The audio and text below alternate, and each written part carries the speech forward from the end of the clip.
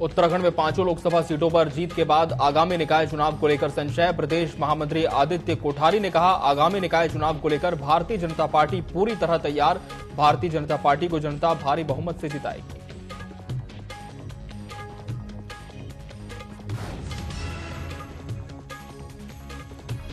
मसूरी में फूली फिल्म को लेकर छात्राओं में उत्साह। फिल्म के निर्माता, निर्देशक और कलाकारों को किया गया सम्मानित। फिल्म में एक युवा लड़की फूली को दिखाया गया, साथ ही संघर्षों और पढ़ाई के प्रति उसकी उत्सुकता को दर्शाती है फिल्म।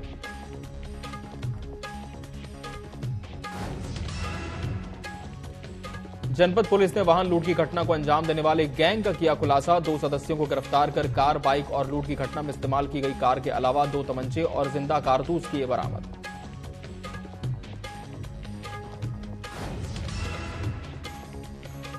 रुद्रपुर के बगवाड़ा चौकी से घर के बाहर खड़ी ट्रॉली चोरी मामले का पुलिस ने किया खुलासा। चोरी की ट्रॉली बरामद कर 3 आरोपियों को किया गिरफ्तार। पकड़े गए आरोपियों में अनीस नागल, हिस्ट्री शीटर भी शामिल। अलग अलग मामलों में 11 मुकदमे दर्ज।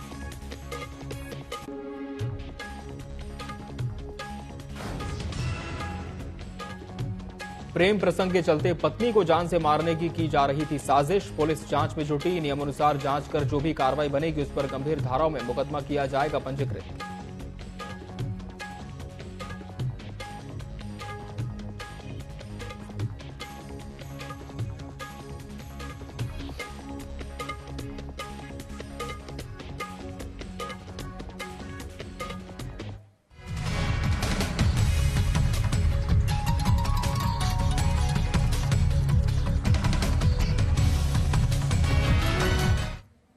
नमस्कार, बहुत स्वागत है आपका न्यूज अपडेट में। मैं हूं आपके साथ अमित शर्मा। उत्तराखंड में 5 लोकसभा सीटों पर जीत के बाद अब आगामी निकाय चुनाव को लेकर संशय बना हुआ है। पिछले कई महीनों से राज्य में निकायों के चुनाव पर कसरत जारी है, लेकिन सरकार अब तक इस पर कोई कठोर निर्णय नहीं ले पा रही है। भाजपा प्रदेश महामंत्री आदित्य कोठारी का कहना है कि आगामी नगरीय निकाय चुनाव को लेकर पार्टी पूरी तरह से तैयार है। जिस तरह लोकसभा चुनाव परिणाम में जनता ने अपना भरोसा भारतीय जनता पार्टी पर जताया है, ठीक उसी तरह से निकाय चुनाव में भी जनता पार्टी को भारी बहुमत से जिताएगी।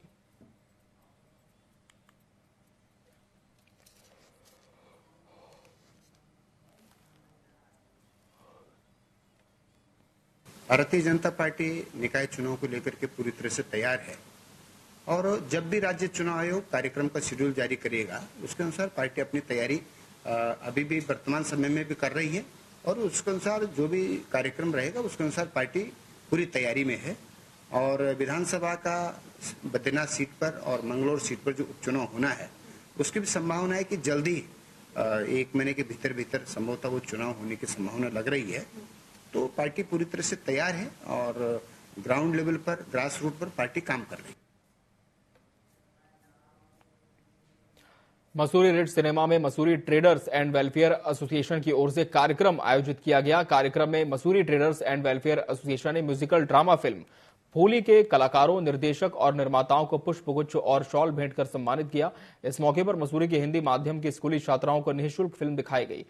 फूली फिल्म की को प्रोड्यूसर स्मृति हरि ने कहा कि यह फिल्म एक गांव की लड़की पर आधारित है जो विपरीत परिस्थितियों में अपनी पढ़ाई को पूरा करती है और एक आईपीएस ऑफिसर बनती है।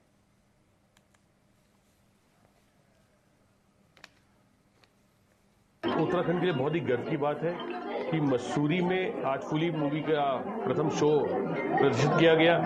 उत्तराखंड में बनी फिल्म और उत्तराखंड के हालातों पे बनी फिल्म, उत्तराखंड की पृष्ठभूमि पे बनी फिल्म फूली एक बहुत ही अच्छा संदेश देती है कि इस प्रकार से बच्चे जो हैं, एक लड़की फूली नाम की बच्ची अपनी परेशानियों के सहित चुनौतीपूर्ण जिंदगी में किस प्रकार से विकास करती है, ऊंचे मकाम हासिल करती है और एक दिन आईपीएस ऑफिसर बनती है। प्राइमरी स्कूल है जहाँ से मैंने 1st से लेकर 5th तक पढ़ा है। तो वहाँ के जो ओनर है आशीष जबराल जी, वो सर को जानते थे, वही सर को लेके आए थे गांव में कि हम एक शॉर्ट फिल्म बनाएंगे।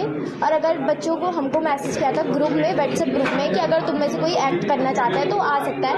मैं तो छोटा सा रोल जो था उसे करने गई थी, मुझे लगा था कोई छोटा सा भी रोल मिल जाएगा, तो मैं तो उसी में खुश थी। तो मैं अपने पहाड़ की बच्चे की कहानी कहना चाहता था कि जो मेरे पहाड़ की बच्चे संघर्ष कर रही है, ये मतलब बच्चे कि वो इस फिल्म से ना प्रेरणा ले सके। और ये फिल्म पढ़ाई की बात करती है तो मैं चाहता हूँ कि बच्चे पढ़ने पे ध्यान दें, क्योंकि इतने सारे, मैं कई बार देखता हूँ, मजाक भी करता हूँ कि अभी हर बंदा इन्फ्लुएंसर बना बैठा है। तो डॉक्टर्स कब प्रोड्यूस होंगे, इंजीनियर्स कब प्रोड्यूस होंगे, साइंटिस्ट कब प्रोड्यूस होंगे? तो मैं, क्योंकि मेरा काम फिल्म मेकिंग का है, तो मैं फिल्म मेकिंग से कहना चाहता था इस फिल्म के माध्यम से बोल के कि भैया पढ़ना जरूर। उत्तराखंड के पहले खेल विश्वविद्यालय की स्थापना को लेकर खेल मंत्री रेखा आर्य ने अधिकारियों के साथ बैठक की। इस दौरान विश्वविद्यालय के निर्माण के लिए भूमि हस्तांतरण के मामले में कई जानकारियां दी। उन्होंने कहा कि विश्वविद्यालय के निर्माण के लिए 35 एकड़ भूमि की आवश्यकता है। यहां पर वन विभाग की भूमि उपलब्ध है, लेकिन ये भूमि सीए के अंतर्गत आती है। उन्होंने कोई और जगह ढूंढने को लेकर आदेश दिए।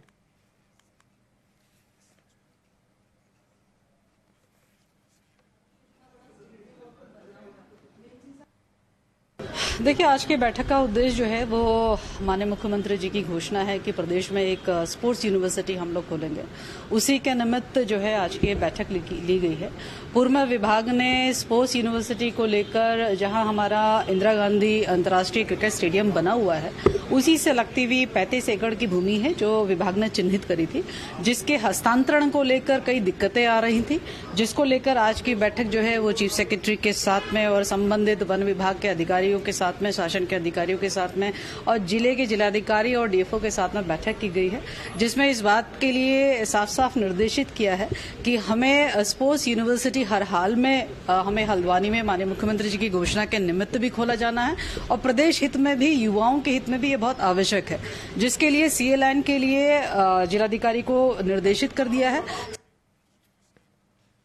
देहरादून में आज आईएमए की पासिंग आउट परेड हुई। आईएमए की पासिंग आउट परेड में कुल 394 जेंटलमैन कैडेट पास आउट हुए। इसके तहत 355 कैडेट भारतीय जबकि 39 विदेशी कैडेट पास आउट हुए हैं। पीओपी में सेना की उत्तरी कमांड के GOC lieutenant general MV Suchindra Kumar ने बतौर मुख्य अतिथि शिरकत की। इस दौरान उन्होंने परेड की सलामी ली। आपको बता दें कि 355 जेंटलमैन कैडेट पास आउट होकर भारतीय थल सेना में अधिकारी बन गए हैं। साथ ही मित्र राष्ट्रों के 39 कैडेट मित्र राष्ट्रों के भी पास आउट हुए हैं। पासिंग आउट परेड के दौरान सभी जेंटलमैन कैडेट पर हेलीकॉप्टर की मदद से फूलों की बारिश की गई। परेड में जेंटलमैन कैडेट का जोश देखते ही बन रहा था।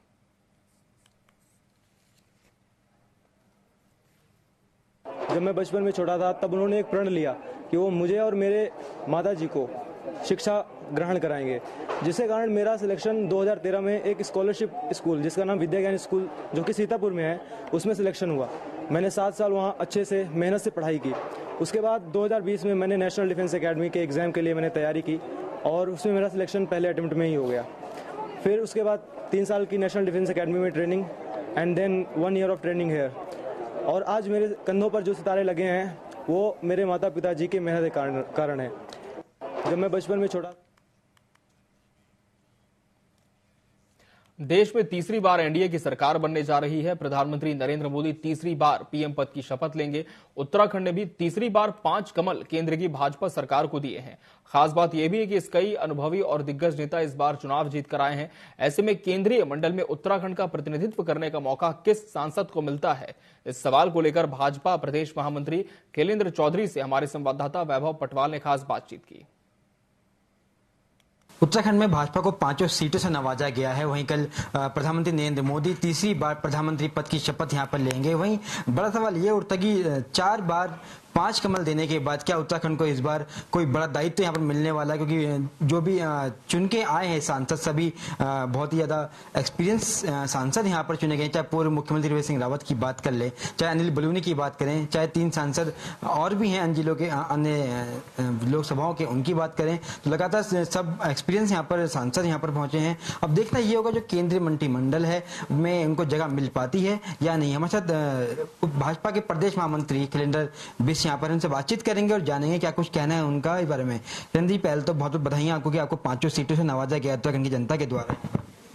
देखिए, जिस तरीके से उत्तराखंड के अंदर हम 5 की 5 लोकसभा सीट जीते हैं, उसका श्रेय पूरे हमारे धामी जी को जाता है, हमारे प्रत्येक कार्यकर्ता को जाता है। और जो संगठन का हमारा रणनीति थी उसका ये हिस्सा है। और ये तीसरी बार लगातार हम 5 लोकसभा सीट जीते हैं। सभी को पूरे प्रदेश के अंदर उत्साह का वातावरण है, उत्साह का माहौल है। और जहां तक केंद्र की बात है, केंद्र में ये केंद्र का विषय है कि कौन मंत्री बनेगा नहीं बनेगा, ये इसको केंद्रीय पार्लियामेंट्री बोर्ड और केंद्र के जो हमारा केंद्रीय संगठन है उसका विषय रहता है। इसमें की बात करें, जो कांग्रेस के नेता भाजपा में आए थे, कहीं देखा गया है कि जो उनके क्षेत्र हैं वहीं से जो भाजपा को कम वोट पड़े, कहने लगता नहीं है कि जो दूसरी पार्टी को जो नेता बीजेपी में आए थे, कहने वो बीजेपी को कहने खोखला करने का काम कर रहे हैं आगे भी। ऐसा कुछ नहीं है। जब भारतीय जनता पार्टी में कोई भी कार्यकर्ता आता है तो उसकी मनोस्थिति हमारे राष्ट्रवाद को लेकर, देश की प्रगति को लेकर, क्योंकि एनडीए का और भाजपा का एक ही नारा है कि सबका साथ, सबका विकास, सबका प्रयास के साथ सब आगे बढ़ रहे हैं। और वोट परसेंटेज घटा नहीं है, हम हर ज्यादातर सीटों पे जीते हैं और निश्चित रूप से 5 की 5 सीटें जीते हैं, उसका परिणाम है ये।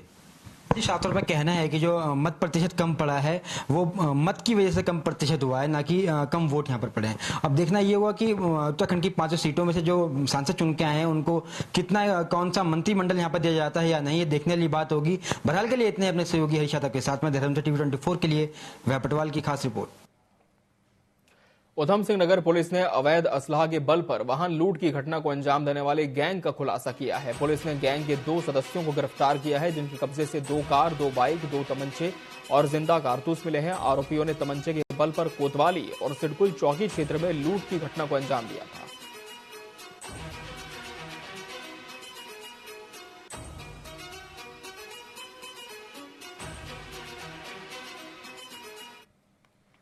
जी, माननीय मुख्यमंत्री महोदय का निर्देश रहता है कि इस प्रदेश को अपराध मुक्त उत्तराखंड बनाना है। इसी क्रम में माननीय डीजीपी महोदय और डीआईजी महोदय को भी निर्देश रहता है कि संगीन अपराधों का त्वरित अनावरण होना चाहिए। बीते हफ्ता लास्ट वीक जो है बैक टू बैक 2 दिन रुद्रपुर और पंतनगर क्षेत्र में 2 बहुत ही सीरियस और हैरतन होने वाली घटनाओं का उजागर हुआ है। तो सामने आया था हमारे पास रुद्रपुर में जो है क्रेटा गाड़ी लूटी गई तमंचे के दम पे, और उसके बिल्कुल अगले दिन जो है पंतनगर थाना क्षेत्र में अशोका लैंड के पास एक बाइक लूटी गई है। और उसके बाद जो है लगातार हमने टीमें एक्टिवेट करा था, एफआईआर लिख दिया था और एफआईआर लिख के टीमें एक्टिवेट करा था, जिसमें सभी officer, CO city, CO Pantnagar, SP city, SHO Rudrapur transit camp और पंतनगर, एसओ दिनेशपुर, एसओजी, सारे टीम्स लगे हुए थे। तो बहुत सटीक इन्फॉर्मेशन और कैमरा का ट्रेसिंग करते हुए हमने उस गाड़ी को, जो वारदात में इन्वॉल्व गाड़ी को हमने ट्रेस कर लिया था गाबा चौक पर। गाबा चौक पर उस दिन एक और वारदात करने आए थे 31 तारीख को, परंतु हमारा टीम पूरा घेराबंदी की मोड में था, तो उनको भी अलर्ट हो गया और हमारे टीम के ऊपर जानलेवा हमला करके गाड़ी चढ़ाने का प्रयास कर दिया गया। तो एक तरीके से पुलिस मुठभेड़ की एक चीजें हो गई उस दिन, और उसी दिन एक आदमी वहां पे उस घेराबंदी में पकड़ा भी गया है। तो उस दिन को उस टाइम एक आदमी पकड़ा गया था। तो कुल मिला के 3 वारदात इन्होंने 3 दिन में कर दिए थे। तो लगातार उसके बाद जो है हमने विभिन्न टीमें बना के इस पर काम कर रहे थे। आज इस घटना का सफलतापूर्वक अनावरण हुआ है। तो पहले तो एक मेन अभियुक्त तो अभी अरेस्ट हो ही गया था, तो अब पंजाब बेस्ड 2 अभियुक्त हैं, उनको पंजाब तक ट्रेस करके। रुद्रपुर के बगवाड़ा चौकी क्षेत्र में घर के बाहर खड़ी ट्रॉली चोरी करने वाले 3 आरोपियों को पुलिस ने गिरफ्तार किया है। पुलिस ने आरोपियों के कब्जे से चोरी की ट्रॉली बरामद कर ली है। एसपी सिटी मनोज कत्याल ने खुलासा करते हुए बताया कि बडोरा गांव में घर के बाहर खड़ी ट्रॉली को आरोपियों ने चुरा लिया था।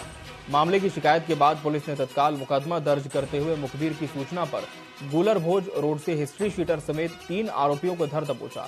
साथ ही घटना में प्रयुक्त बिना नंबर का ट्रैक्टर भी पकड़ा है।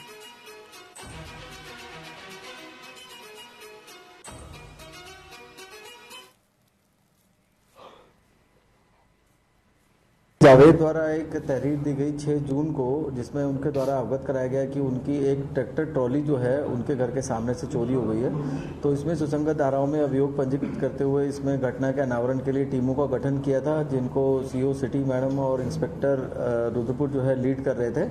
और इसमें चौकी इंचार्ज जितेंद्र जो बगवाड़ा देख रहे हैं, साथ में कांस्टेबल ललित और धर्मेंद्र आदि की टीम बनाई गई थी। इन लोगों ने इलेक्ट्रॉनिक सर्विलेंस और मैनुअल इंटेलिजेंस गैदर करते हुए बहुत ही प्रोफेशनल पुलिसिंग करते हुए इसमें घटना में प्रयुक्त ट्रैक्टर और जो चोरी हुई थी वो ट्रॉली प्लस 3 इसमें अभियुक्तों को गिरफ्तार किया है। भारतीय सैन्य अकादमी देहरादून में आयोजित पासिंग आउट परेड और ओथ सेरेमनी के बाद 355 कैडेट्स बतौर लेफ्टिनेंट देश की सेना की मुख्य धारा में शामिल हो गए हैं। आईएमए में आयोजित पासिंग आउट परेड में 355 भारतीय और मित्र देशों के 39 कैडेट्स पास आउट हुए हैं। भारतीय सेना के उत्तरी कमान के general officer commanding in chief lieutenant general MV Suchindra Kumar बतौर रिव्यूइंग ऑफिसर परेड का निरीक्षण कर पास आउट हो रहे ऑफिसर कैडेट से सलामी ली।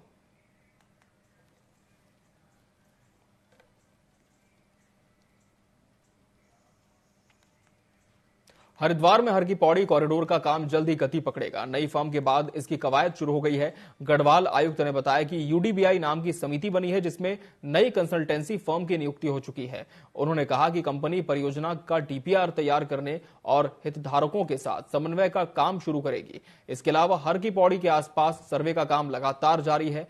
प्राधिकरण की बोर्ड बैठक में 26 प्रस्तावों को मंजूरी दी गई, जिसमें कई नई परियोजनाएं शुरू करना, शहरी क्षेत्र का सौंदर्यीकरण और प्राधिकरण का वार्षिक बजट पारित करना भी शामिल है।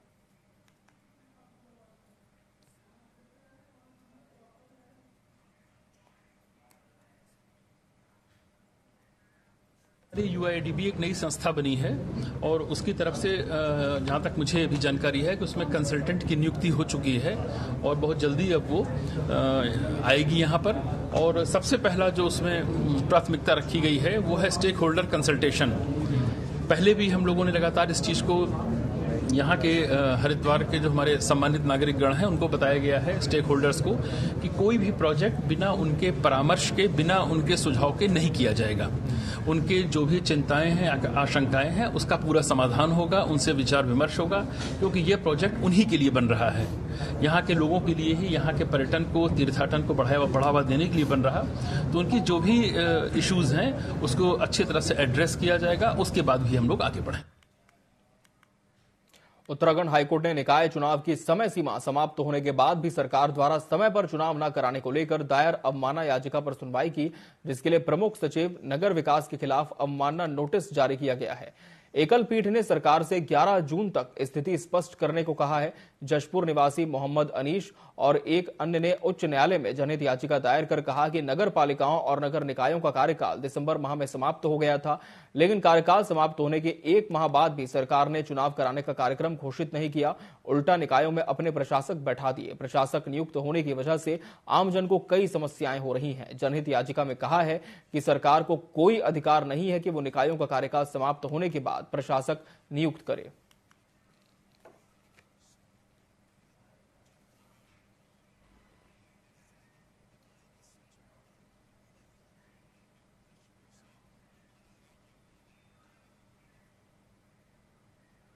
विद्वान एडवोकेट जनरल जो है उनके द्वारा स्टेटमेंट आया था कि जो कानून है जिसमें कि 6 महीने से ज्यादा प्रशासकों के कार्यकाल को हम नहीं बढ़ा सकते, तो हम इसी 6 महीने के दौरान यानी 2 जून से पहले करा लेंगे। और दूसरी बार जब 16 अप्रैल को फिर दोबारा मतलब यहाँ पर लिस्टिंग हुई थी तो वहां पर भी कहा गया कि तैयारियां हमारी पूरी चल रही हैं और जो स्टेटमेंट एडवोकेट जनरल के द्वारा दिया गया है हम उसी 6 महीने के दौरान इसको करेंगे। लेकिन ये बड़े आश्चर्य की बात है, इवन ये तो एक संवैधानिक संकट है, तो आज माननीय न्यायालय में एक अवमानना याचिका दाखिल इसी आशय से की गई कि ये तो संवैधानिक संकट है। विद्वान रुड़की की बात करेंगे, जहां निवासी हाजी इरफान खान ने अपनी पुत्री इकरा की शादी बाबर खान निवासी कोटरवान के साथ लगभग 1.5 साल पहले मुस्लिम रीति रिवाज से की थी। शादी में लड़की के पिता ने बताया कि शादी का खर्च लगभग 2 करोड़ के आसपास आया। इसके बावजूद भी शादी के बाद से लड़की को उसके पति और ससुराली लगातार परेशान कर रहे थे। लड़की ने बताया कि मुझे मारने के लिए घर में बात की जा रही थी, जिसके लिए मैंने जवालपुर में इन लोगों के खिलाफ शिकायत दर्ज कराई। इस घटना पर जवालपुर सीईओ शांतनु पाराशर ने कहा कि नियम अनुसार जांच कर जो भी कार्रवाई बनेगी उस पर गंभीर धाराओं में मुकदमा पंजीकृत किया जाएगा।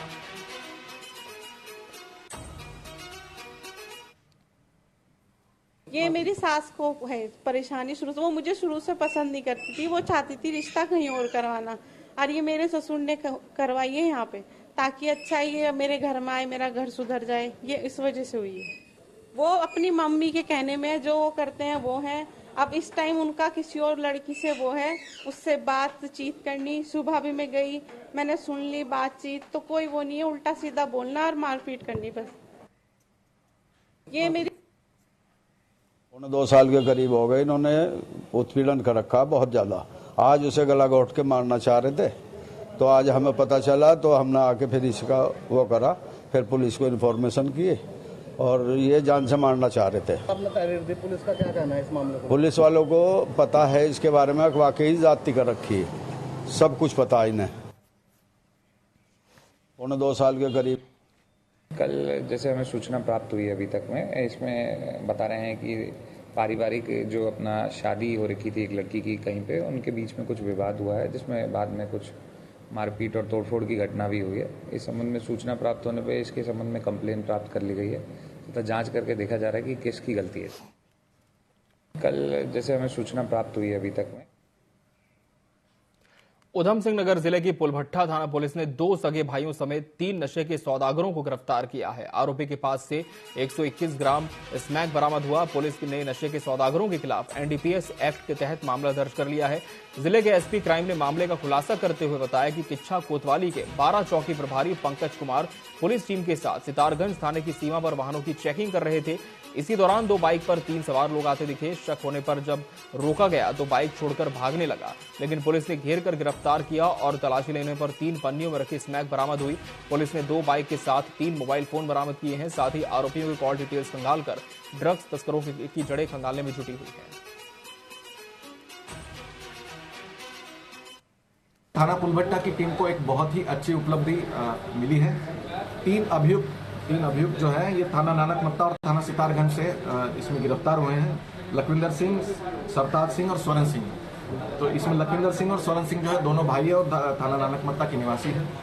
इन 3 अभियुक्तों को हमने लगभग 124 ग्राम स्मैक के साथ बरामद किया है, जिसकी अंतर्राष्ट्रीय बाजार में लगभग अनुमानित कीमत जो है 5 लाख से भी अधिक है। तो इसमें जो है पूरी टीम की जो नेतृत्व कर रहे थे सीओ सितारगंज, इन्होंने किच्छा में भी एक बाइक की अच्छी रिकवरी करी है और पुलभट्टा में नशे के ऊपर एक कड़ा प्रहार किया है। तीनों अभियुक्तों का अभी तक आपराधिक इतिहास सामने नहीं आया है, लेकिन इसके बारे में और गहनता से जानकारी की जा रही है और खंगाला जा रहा है। इनके कब्जे से 124 ग्राम स्मैक के साथ साथ 2 मोटरसाइकिल और 3 मोबाइल भी हमने बरामद किए हैं।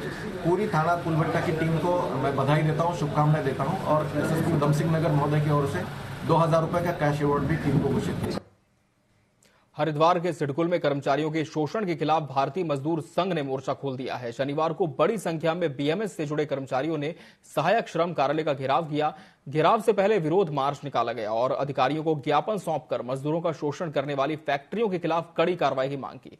इस दौरान यूनियन के प्रदेश महासचिव ने कहा कि सरकार द्वारा निर्धारित न्यूनतम मजदूरी नहीं दी जा रही है। फैक्ट्रियों में अप्रशिक्षित मजदूरों से मशीनें चलवाई जा रही हैं, जिससे दुर्घटनाएं हो रही हैं। उन्होंने फैक्ट्री के खिलाफ 1 सप्ताह के अंदर कार्रवाई करने की मांग की। मांग पूरी नहीं होने पर उग्र आंदोलन की चेतावनी दी।